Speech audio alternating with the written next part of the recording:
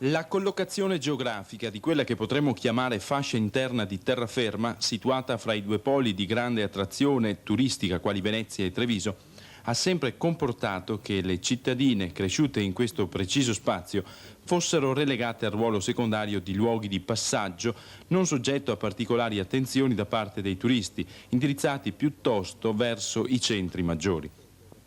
Su questo tema, tra Venezia e Treviso, quale turismo è possibile, si sono dati appuntamento molti amministratori stamane a Mogliano Veneto. Il tema non è certo di facile trattazione, hanno sottolineato i presenti, soprattutto per piccoli comuni situati in prossimità di centri consolidati, Treviso e Venezia appunto, e che si offrono al visitatore con una vasta gamma di proposte di indiscutibile qualità e interesse. E abbiamo notato che dentro a questa realtà molti parlano di individuare una potenziale risorsa turistica che in realtà stenta essa stessa a decollare. L'obiettivo è questo, di vedere quali sono gli spazi per valorizzare intanto le risorse turistiche esistenti, che non sono solamente quelle di tipo alberghiero, residenziale, ma sono soprattutto quelle di tipo culturale, ed immaginare una forma di ricettività prima che turistica culturale, perché così il turismo poi è indotto da questa attività culturale. Progetto ambizioso, i tempi. Mi pare che gli oneri da un punto di vista proprio reale e concreto non vadano considerati eccessivi, nel senso che qui si tratta più che altro di volontà politica e di disponibilità delle istituzioni. Si tratta di creare una struttura anche abbastanza elastica per far circuitare e mettere insieme queste esigenze. Noi pensiamo di lavorare intorno a questo anno, al 1987, per affrontare il problema, sviscerarlo e, se possibile, verso la fine dell'anno dare delle indicazioni operative e turistiche e culturali per la prossima estate, per il prossimo anno. Come avete sentito, l'87 sarà un anno di analisi e approfondimenti ed il convegno odierno alcuni punti fermi li ha già individuati.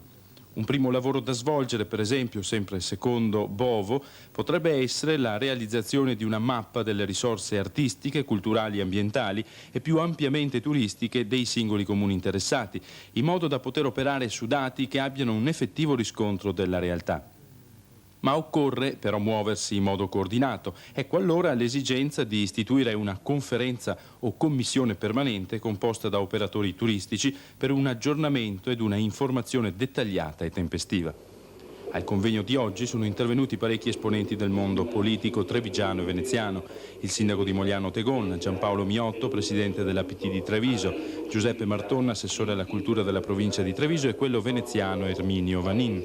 I lavori sono stati chiusi dall'assessore al turismo della regione Veneto, Jacopo Panozzo. All'iniziativa hanno dato la loro adesione i comuni di Casale, Marcon, Martellago, Mogliano, Preganziol, Quarto d'Altino, Roncate, Scorzè e Zerobranco. Separare il traffico turistico da quello locale, collegare via computer le agenzie di viaggio e i tour operator, migliorare il servizio trasporto al Cavallino e a San Giuliano.